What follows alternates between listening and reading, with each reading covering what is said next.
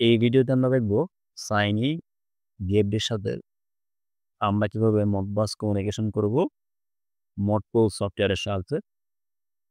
So মডফুল হচ্ছে আমরা আসলে কোনো পিএলসি ছাড়াই আমরা ভিএফডি, পিএলসি বা এইচএমআই যেটা হোক এই সফটওয়্যার থ্রুতে আমরা আসলে মডবাসগুলো দেখতে পারি যে ডাটাগুলো আসলে রিড রাইট করা পাচ্ছি কিনা। হ্যাঁ? তো মডবাসে আসলে ২ ধরনের সেটিংস থাকে। একটা হচ্ছে আপনার আপনার ভিএফডিতে কিছু প্যারামিটার সেটিংস করতে হবে। ২ নাম্বার হচ্ছে মডফুল সফটওয়্যারে কিছু আপনাকে সেটআপ করতে হবে, কেমন? সো সবার আগে আমরা ভিএফডি গুলা সেট করে নিব। যে আমরা এখানে আসলে আমাদের যে প্যারামিটার F0 0.02 তে যেটা আমার অপশন অফ কমান্ড সোর্স, মানে আমি কমান্ডটা কিসের মাধ্যমে দিব।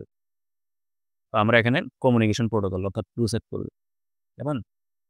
এরপরে আমার option of main frequency source এখানে আমরা 7 সেট করব। কেমন? কমিউনিকেশনের মাধ্যমে ফ্রিকোয়েন্সিটা আমরা দিব।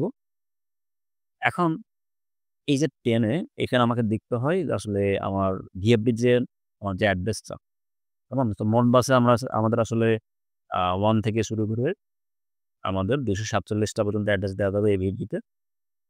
সো আমার যেহেতু ১ম ডিভাইস আমি এজন্য এখানে অ্যাড্রেসটা ১ দিলাম। যেমন আপনার যদি VFD আপনি এখানে যদি 2 দেন, তাহলে কিন্তু সফটওয়্যারে 2 সেট করা লাগবে।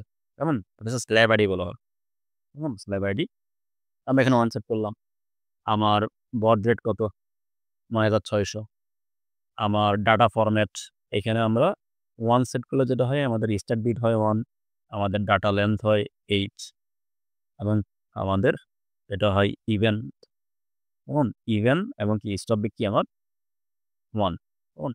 এই যে আমার ৩ টা জিনিস, আমার স্ল্যাব আইডি, বড রেট এবং মোডবাস ডাটা ফরম্যাট, এটা VFD তেও যা থাকবে আমাদের মোডপ্রো সফটওয়্যারও সেটাই সেট করতে হবে। সো আমরা অলরেডি আমাদের VFD তে এগুলা দিছি। আর এটা হচ্ছে আমাদের USB টু RS485 এবং 232 কনভার্টার, যেটা আমাদের ল্যাপটপে আসলে সরাসরি RS232 এর বা RS485 এর আসলে পোর্ট থাকে না। এজন্য আমরা এটাকে ইউজ করি। সো এখানে যেটা টিআর সেটাকে আপনাকে নিয়ে আসতে হবে A+ এ সাইনিফ। যেটা টিআর মাইনাস সেটা নিয়ে আসতে হবে সাইনিফ A-। হুম? সো দেখুন এই যে আমার এখান থেকে ২ টা কেবল কিন্তু চলে আসছে আমার VFD-র। এই যে একটা আসছে আমার A+ আর একটা আসছে A-। হুম? সো এখন আমরা VFD-টাকে পাওয়ার দিব। ওকে। VFD পাওয়ারাইজ হওয়ার পরে সো অলরেডি এখানে আমাদের VFD-তে প্যারামিটারগুলো আমরা সেট করে রাখছি। যে আমাদের আসলে এই প্যারামিটারগুলো। এখন এগুলো হচ্ছে রিড রাইট ডাটা রেজিস্টার। যেমন আমি যে আসলে এটাকে কমান্ড দিব, তার ফ্রিকোয়েন্সি, কারেন্ট বলতেছে দেখবো এটার জন্য আমাদেরকে কিছু ফিক্সড ডাটা রেজিস্টার থাকে যেগুলো ম্যানুয়াল থেকে বের করতে হয়। সো মোডবাস আসলে এটা একটু ক্রিটিক্যাল ডাটা রেজিস্টারগুলো বের করা। সো এখন আমরা যেটা করব আমাদের মোডফুল সফটওয়্যারটাকে আমরা ওপেন করব। কেমন? তো তাহলে আমরা এখান থেকে আমাদের এই যে মোডফুল এটাকে আমি রাইট বাটন প্রেস করে রান আস অ্যাডমিনিস্ট্রেটর দিলাম। এখন আমরা যেটা করব আপনাদের নরমালি এরকম ডিসকানেক্ট থাকবে, কেমন? এরকম কিছু নাও থাকতে পারে। তো এটাকে আমি একদম 0 করে দিলাম ফ্রেশ। এখান থেকে আপনারা যেটা করবেন ফাইলে ক্লিক করে নিউতে এসে এরকম একটা আপনারা ফোল্ডার, এরকম একটা চার্ট নিবেন, কেমন? এরকম একটা শিট আমরা নিব। তো এটাকে একটু বড়সড় করে নিবেন। আমি এখানে আরো কিছু শিট এড করব। সো দেখুন আ আমরা যেটা করব প্রথমত আমরা কানেকশন করে নিব। এখানে কিন্তু নো কানেকশন, কেমন? সো আমরা কানেকশনে গিয়ে কানেক্টে যাব। গেলে এখানে আমাদের এটা সিরিয়াল পোর্টে রাখতে হবে।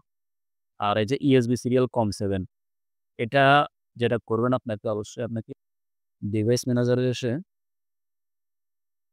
আপনি এখান থেকে আমাদের যে পোর্ট অপশনটা আমাদের থাকবে, এই যে পোর্টস এখান থেকে দেখেন আমাদের USB সিরিয়াল এটা কিন্তু COM7 এ পাইছে, কেমন? USB সিরিয়াল পোর্ট, যার জন্য এখানে আমরা COM7 টাই দিব। দেওয়ার পরে আমার এখানে baud rate, data bit, even parity, stop bit 1 এগুলা কিন্তু কি আমাদের আমরা VFD তে যেগুলা সেট করব, যেখানে ডাটা সেট করব এখানে কি থাকতে হবে? একদম সেম থাকতে হবে। এখানে আমরা দেখেন আমাদের স্ল্যাব আইডি রাখছি 1, জানেন? মানে VFD এর অ্যাড্রেস।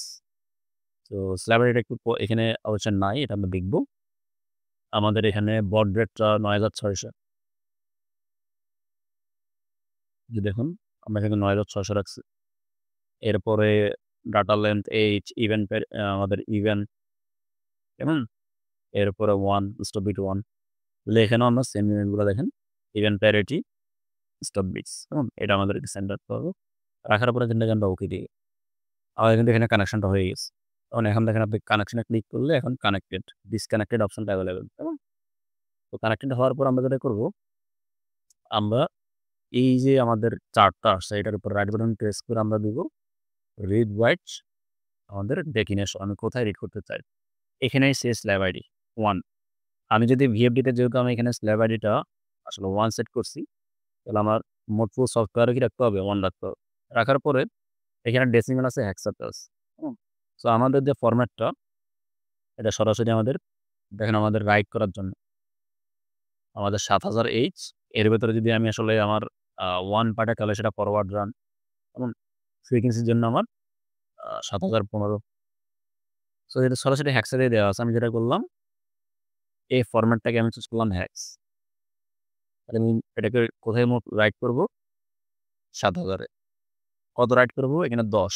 ১০ মানে কি আমার আমি এই যে এখান থেকে সবগুলোই আমি আসলে রিডেট করতে পারবো।